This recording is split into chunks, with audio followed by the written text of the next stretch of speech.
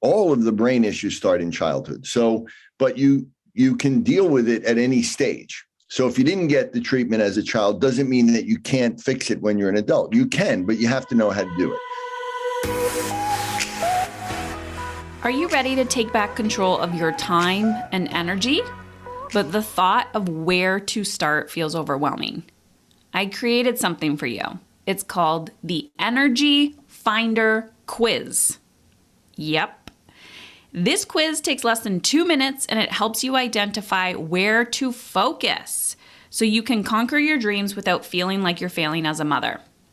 After coaching hundreds of women, helping them reverse engineer how they want to feel in their personal and professional lives, I started to notice 4 hidden skills that women must master in order to create the work-life balance that they crave. So head on over to Heather Chauvin, CHAUVIN.com/life quiz. heatherchauvin.com/life, LIFE quiz, QUIZ, and get started. I even give you specific podcast episodes to listen to based on your Energy Finder quiz results. The goal is to show you where to focus so you can regain your time and energy and become the woman you deeply know you are capable of becoming. heatherchauvin.com/life quiz. Dr. Robert Melillo, welcome to the podcast. Thank you for having me. I'm excited to be here. So I wanted to read the first few sentences of the introduction of your book, Disconnected Kids.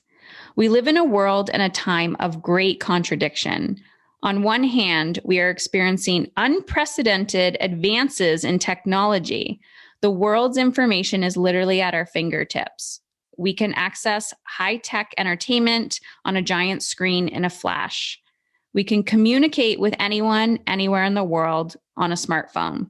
Yet, at the same time, we're experiencing an alarming acceleration in the number of children who cannot fully function in this world because they don't have fully functioning brains. All right. Before we hit record, I was letting you know. So I have 3 boys. They're 17, 12, and 9.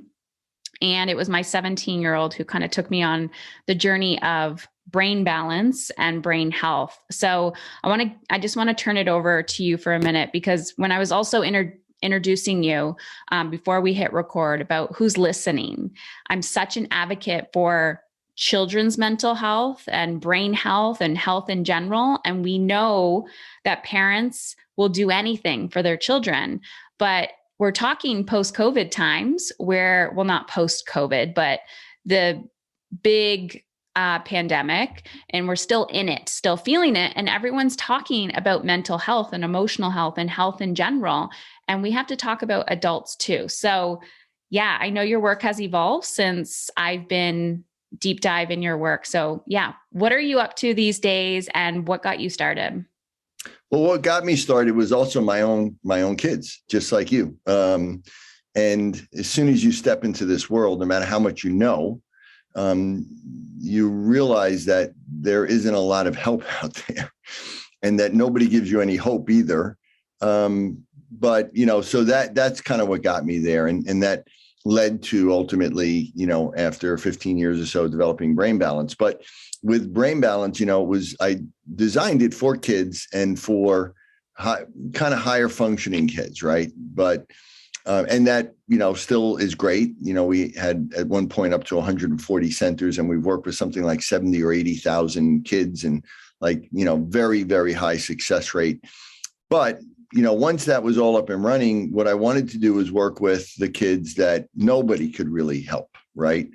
And not just kids, but adults, because ultimately, I created basically a new scientific field called Developmental Functional Neuroscience, or neurology. And it isn't just about kids. My work has never been just about kids. But obviously, working, if we can get to them early, it's important. But what's happening in the child brain, especially in the first 6 years, ultimately is the fate of the adult brain.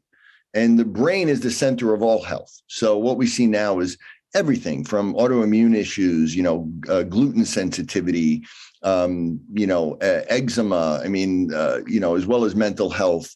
We know that really most of it starts in childhood, and brain issues start in childhood. So, but you can deal with it at any stage. So if you didn't get the treatment as a child, doesn't mean that you can't fix it when you're an adult. You can, but you have to know how to do it. So I've spent the last, 5 years, especially, really working and perfecting a model as reproducible and as efficient as the brain balance program that I created. I wanted to create a program that could work with anything, especially starting with non-speaking autistic kids or adults, which are some of the most challenging cases in the world and really fully encompassing. And so I worked developing that. And now I opened a new center here in New York, which is the prototype of what I hope to bring around the world.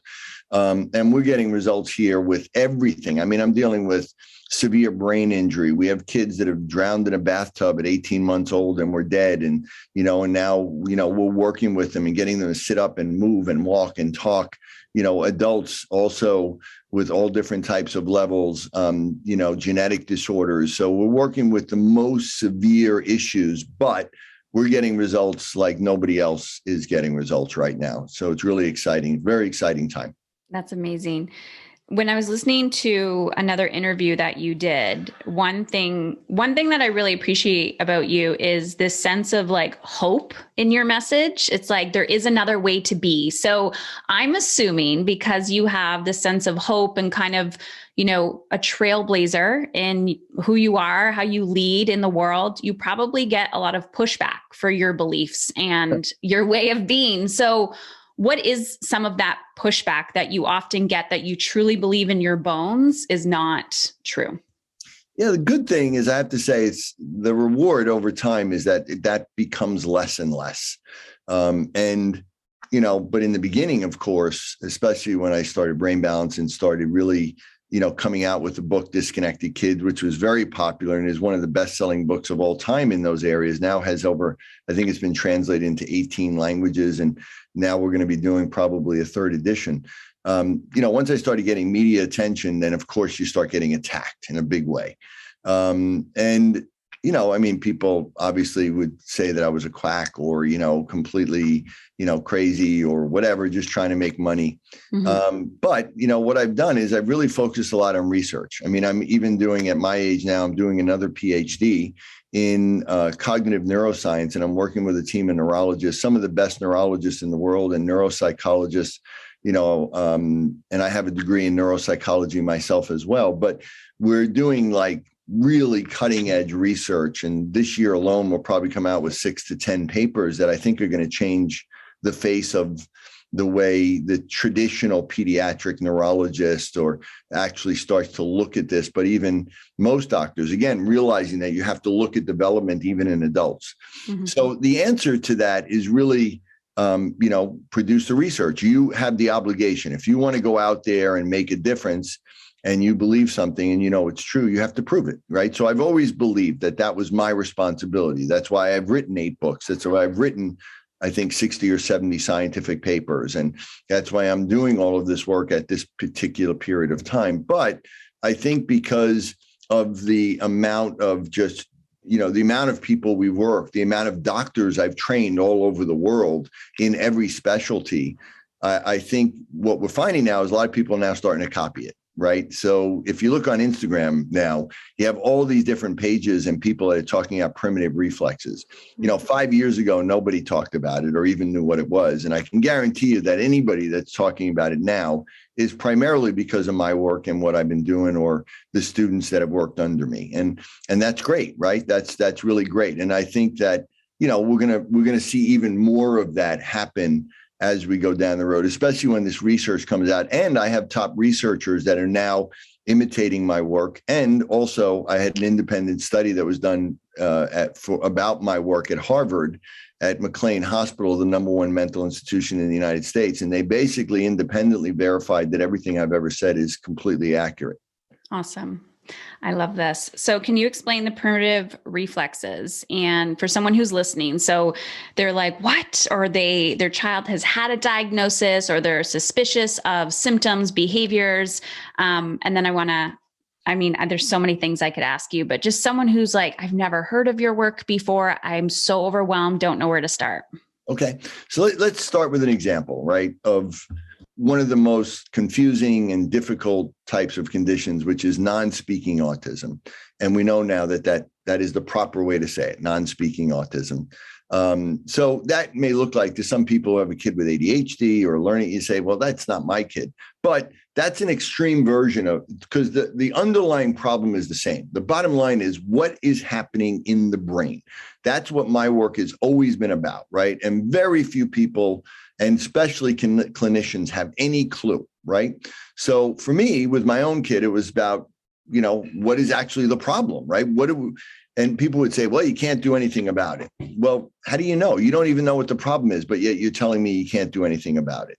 So hope for me isn't just fool's hope or, just crazy hope, but it's based on, I know, I've spent the research. I know what's happening in the brain probably as well as anybody.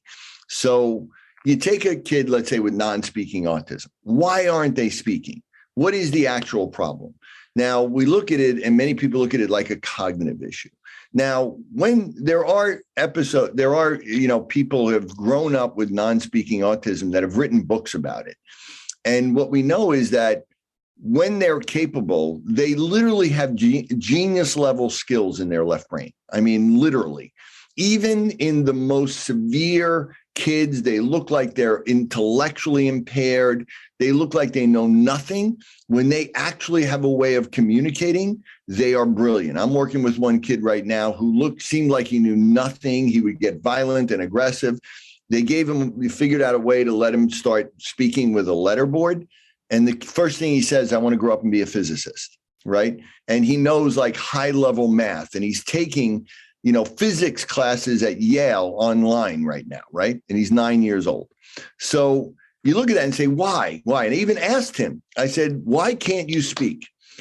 So he is so disconnected from his body that he doesn't feel his body, and he can't control his movements because he can't plan his movements.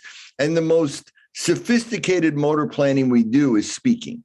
So it's not that his language centers are off.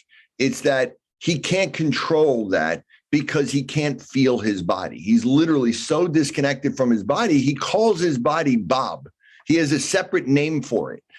And I asked him, why can't you speak? And he says, I try to move my mouth, but Bob won't let me, right? That's what he actually says. So the point is that it's a sensory motor problem. It's not a cognitive problem. These kids are brilliant. They know everything. They have a cognitive issue on the right side of their brain. The right side is underdeveloped, so they don't understand nonverbal cues. They can't. So the core issue is, what do we do about it? And we can change that. And it's not through, advanced cognitive issues. It's understanding what the problem is. And that is true in varying degrees to all of these issues, whether it's OCD or Tourette's or tics or dyslexia or ADHD.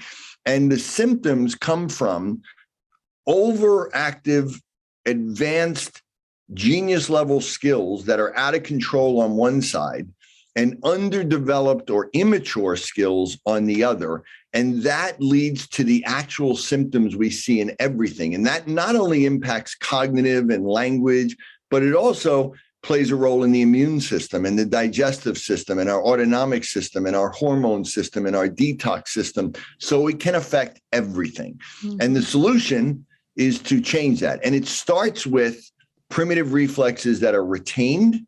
And these are what babies are born with that allow them to root and suck and move and roll over and crawl and eventually walk. And at 1 year, when they walk, all those reflexes should go away. And virtually every kid, and we've proven this through research with over 2,000 subjects, every kid we work with has retained primitive reflexes, and it affects their motor sensory development, which is the core problem. And we can easily get rid of those. And when we do, their brain kind of explodes and it makes such a huge difference. And that is really the foundation of what we do. Wow. So I'm sitting here as a mother with a child or multiple children with different behavioral things going on. And I have this pressure and expectation on myself, right? And then the cultural expectation. And I want to ask you this question, but I know it's, what is the expectation? So I've heard you say on another interview that I was listening to about, it's not about getting rid of a diagnosis. It's about allowing your child to become who they were born to be. And so when someone is like, my child is on the spectrum, or my child, and you please interrupt anything I'm saying when you're like, there's an updated verb like language, because I really appreciate that. How do you have that conversation? Because I know a lot of parents hold this, like, I need to fix my child. So how do you answer that question? Yeah, it's a really good question. And again, how to be able to respectfully, and we're all learning as we go along, right? And we're learning how to say things because, at one point that would, listen, again, what we want ultimately is we want the child or to grow up to be an adult that's independent, that ultimately becomes the best version of themselves and that can do everything and be independent. The biggest fear of parents of children, especially those that are really struggling more, is, what's going to happen if I'm not here? What happens to them, right? Do they end up homeless in the street and people abusing them or whatever, right? And those are legitimate fears. So when you understand, when you come from it, that it's not really a cognitive problem, that actually they're really, almost every kid that we work with literally has genius level skills. And that literally holds back the development on the other side. And that gap between their strengths and their weaknesses is the disability. There's nothing broken. There's nothing wrong with their brain per se. There's nothing wrong with their genes in most cases. We do deal with kids that have brain injury or genetic disorders, but most kids or adults don't have that. So the idea is just bridging this gap. And how much we can do that will equal how well they function. With some kids, we get them to where this side matches the genius side on this side, and then they are like superhuman people, really, literally, which is who they were meant to be. So, yeah, talking about it, I know that a lot of people in the autism community, really, if you say that they're cognitively impaired, they get very hurt or insulted. Or if you say that we're going to cure you or fix you, or we say that, we're going to prevent it. They look at it as, you're attacking me. You're being, you don't want me to exist. And that's not it at all. Right. But it seems more about like quality of life. Yeah. And, obviously if you take a child who, probably we have to do actual statistics, but my estimate is that probably 80% of the kids that we work with that are non-speaking within 6 to 8 months speak at different levels, some fully, and we've had many children that no longer fit the criteria for autism by diagnostic tests. And, but most importantly, it means that they're functioning at the level that they're supposed to be functioning at for their age and grade in everything, right? They're not just really good in some things and really struggle in others. Mm-hmm. And that's our goal. Our goal is to try to, look at what's happening. Do they have primitive reflexes? Do they have a developmental imbalance? Do they have other things like problems with their motor problems, sensory problems, immune problems? And we're just going to deal with what we have there. And if we can get rid of those or change that in significant way, we see significant changes. And we see significant changes in really virtually every kid or every adult we work with. Mm-hmm. I just spoke with this woman. She was a medical doctor from China. She's got a PhD. She moved to the United States. She was a professor at a university, and she connected with some other people that were fairly well known in the autism world. And they started some centers over in China using this kind of more educational approach. And she reached out to me and she said, the problem is we really don't get great results, and the parents get frustrated because they're not really seeing much changes. And I realized that we're not doing anything to change the brain.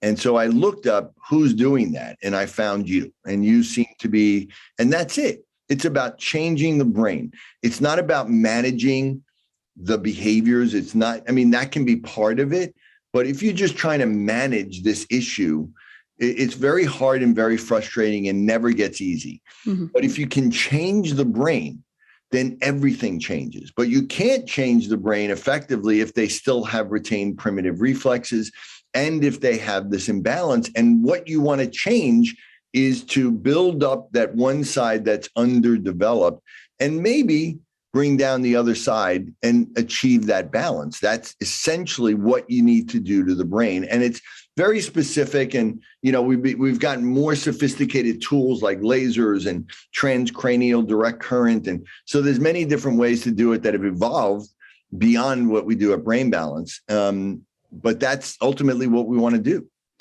So I've brought my son to your center and one of the Brain Balance centers, and it was fascinating to watch and observe all the techniques. It was, and watching you could see him after, when he would leave after his session, like how his behavior shifted. You could just tell his brain was stimulated.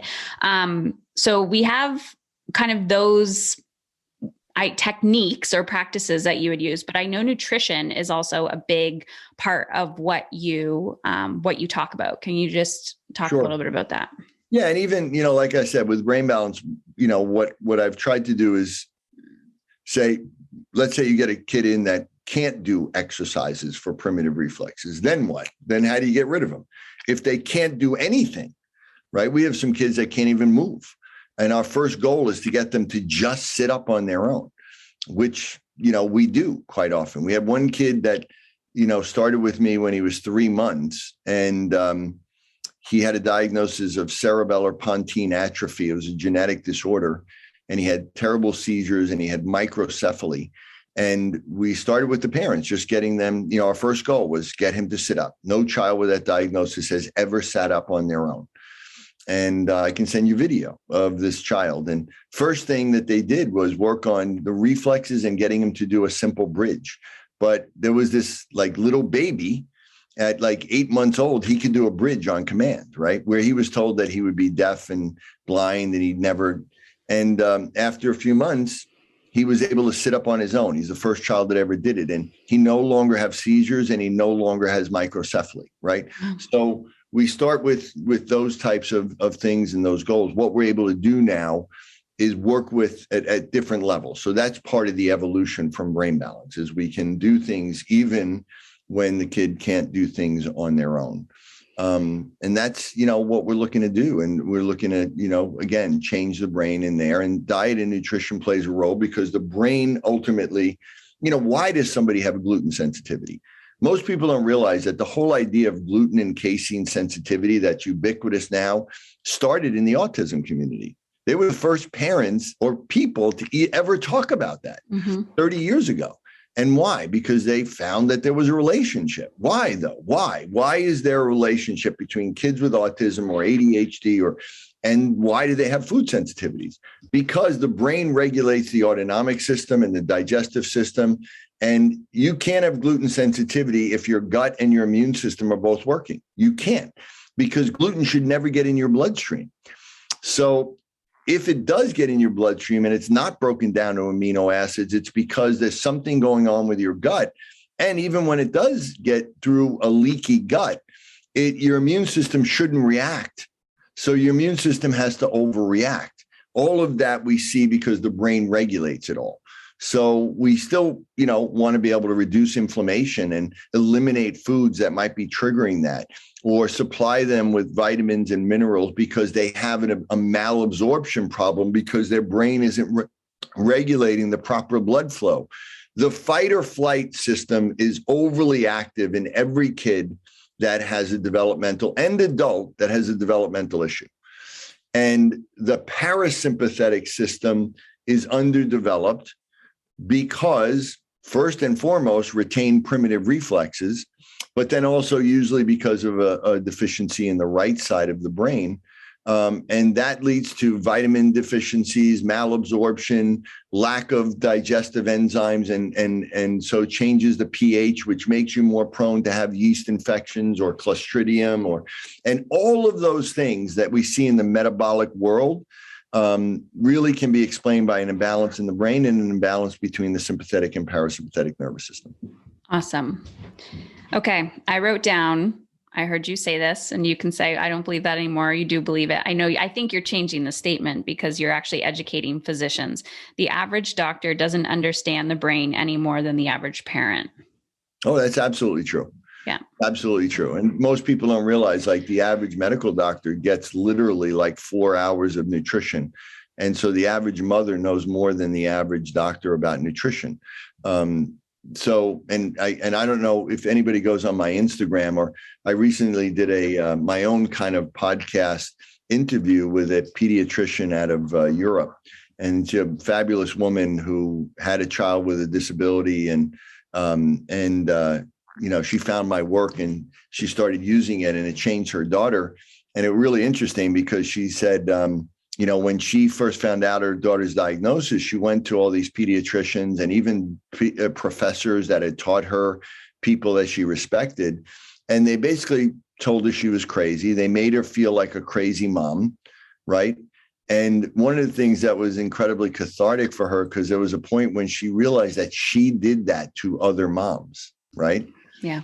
And she was like, whoa. And so she actually has her own program that I helped her put together called What Pediatricians Don't Know and What They Won't Tell You, right? And one of the things she says is, I knew nothing about nutrition. So she took a lot of courses on functional medicine. And they know even less on neurology of the brain. I mean, It's just, people don't realize the average psychologist never even gets 1 hour of neuroanatomy, right? They literally know nothing about the function of the brain.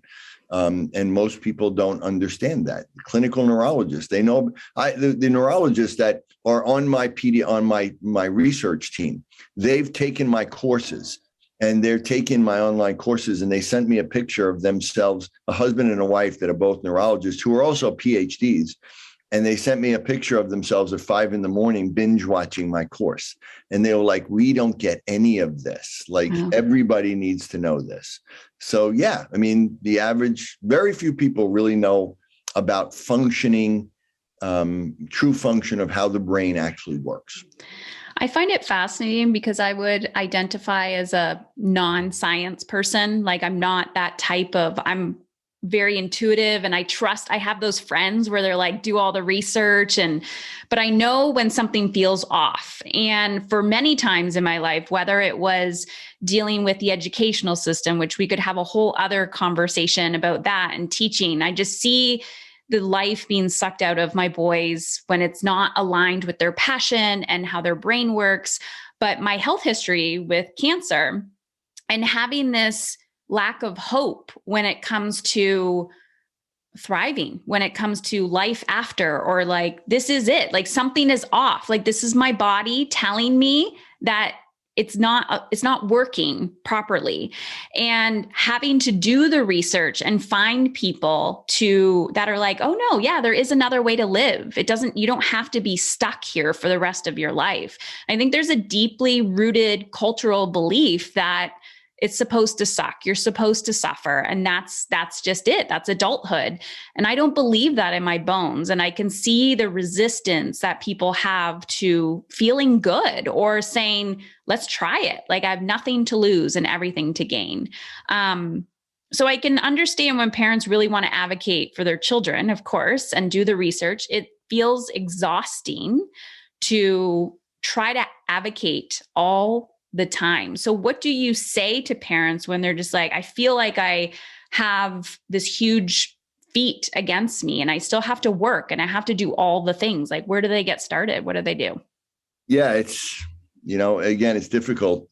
My wife bought me a sign when we opened this new office that's in my reception area that says, hope lives here.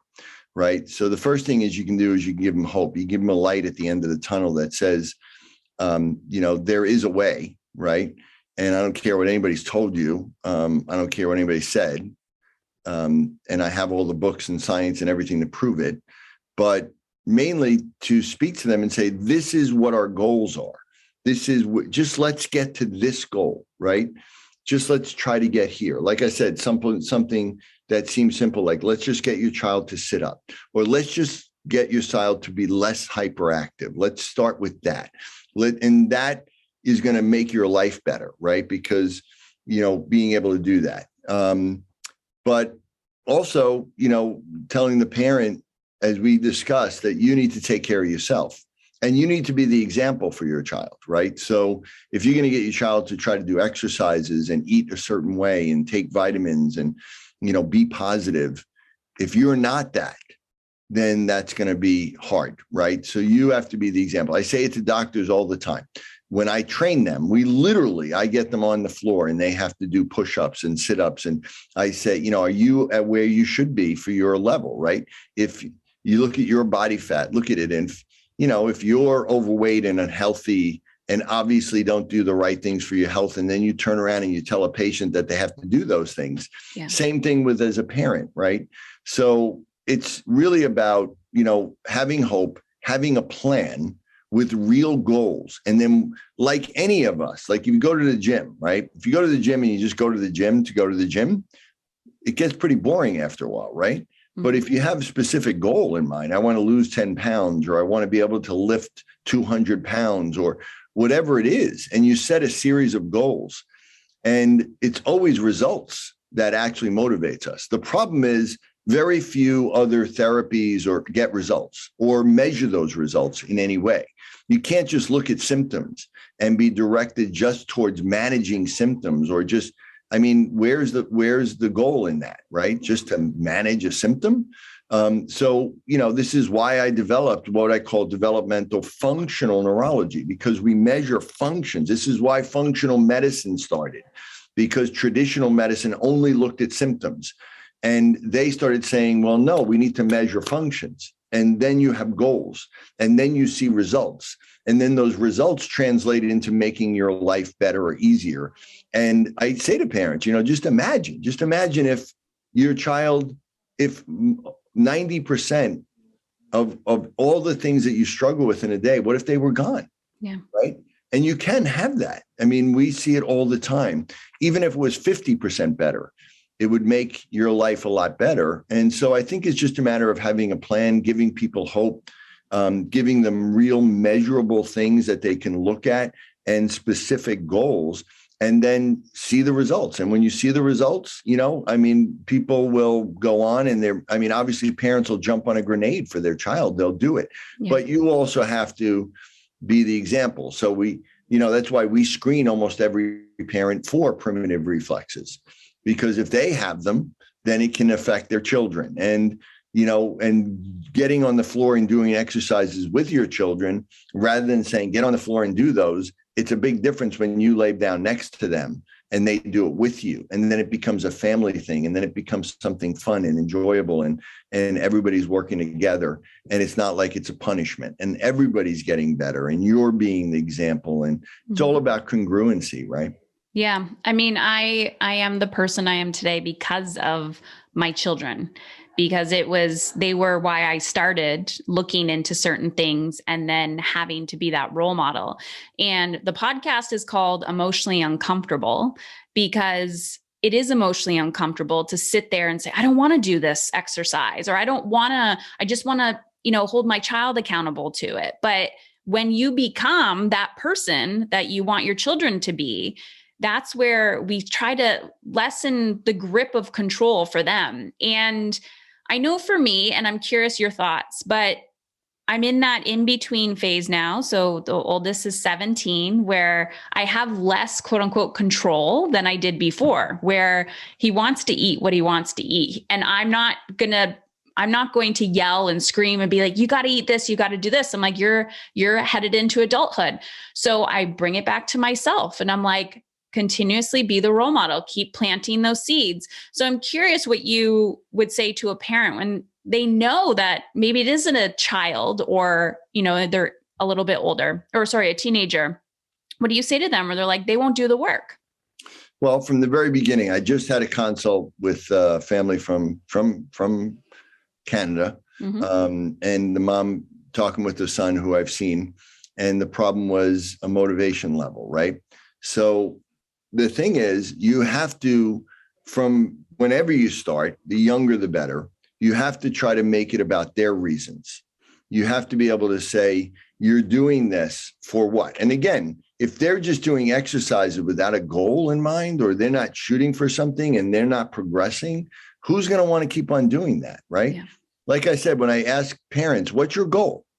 Well, I want to get them to, have less of this symptom or that of that symptom. And I like, but why?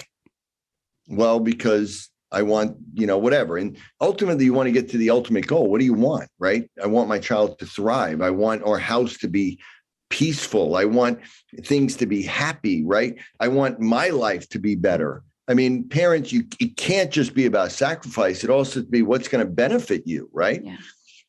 And so, it's about with the child as they progress, as they're doing the work, you need to make it very clear to them that it's paying off for them, because they won't notice it, right? Yeah. They used to do 2 hours of homework and now they're doing an hour, but they don't notice that unless you point it out to them.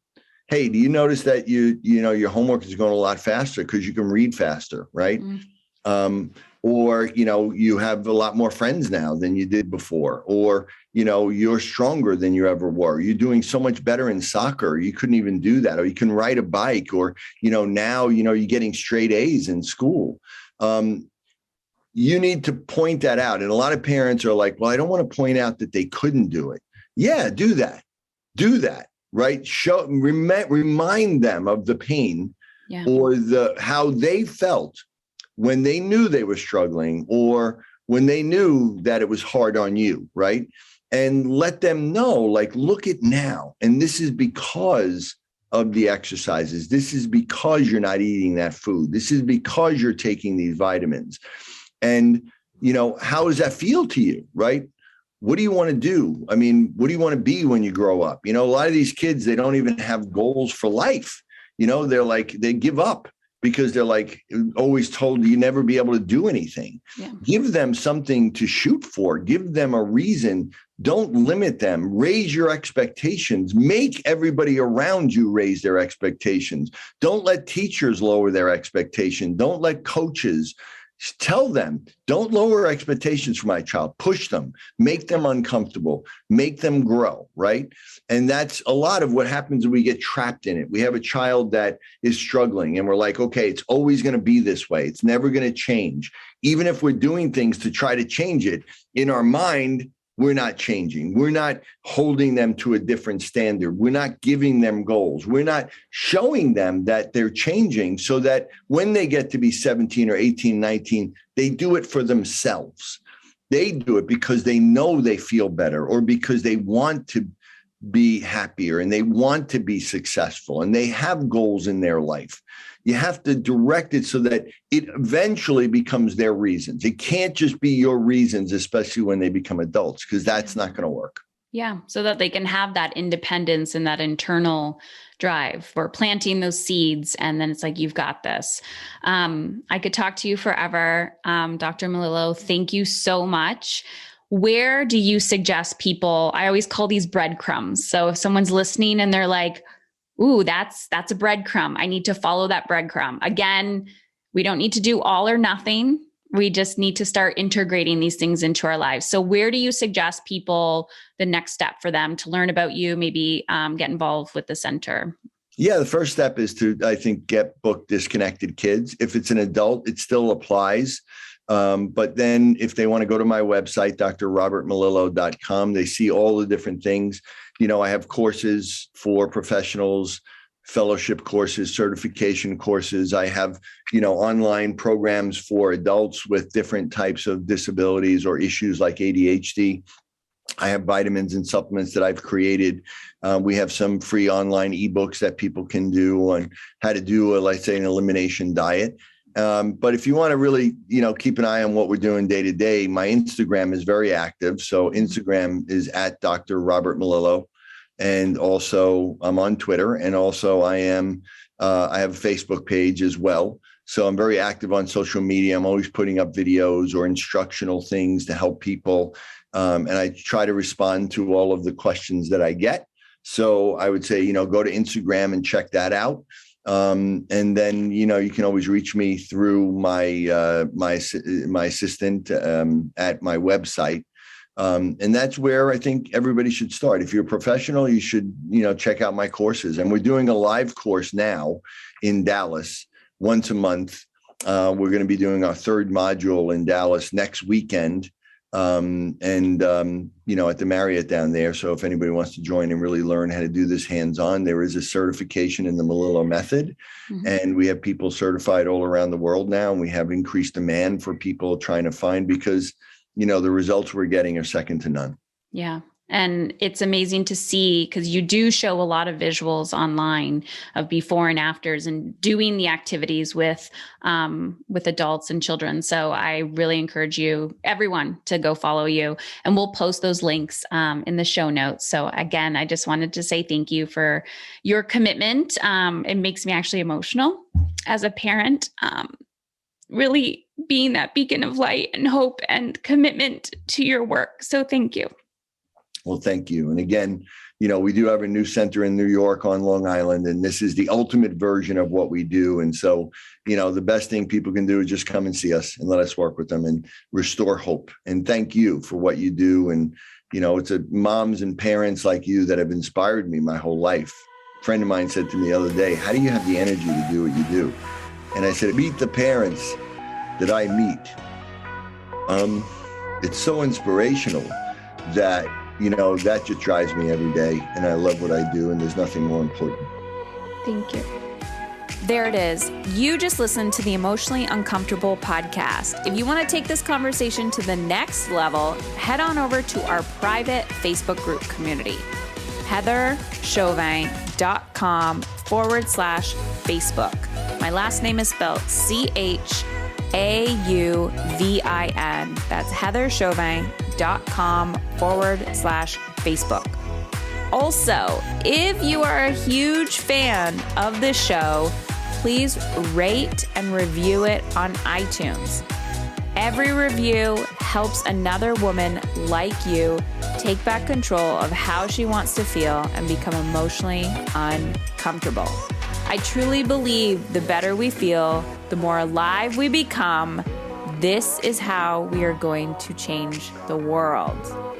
And if you've been watching me for a while, if you've been on the fence and you're curious, how can Heather help me? Head on over to heatherchauvin.com/work with me to check out my mastery and mastery business coaching programs. That's heatherchauvin.com/work with me.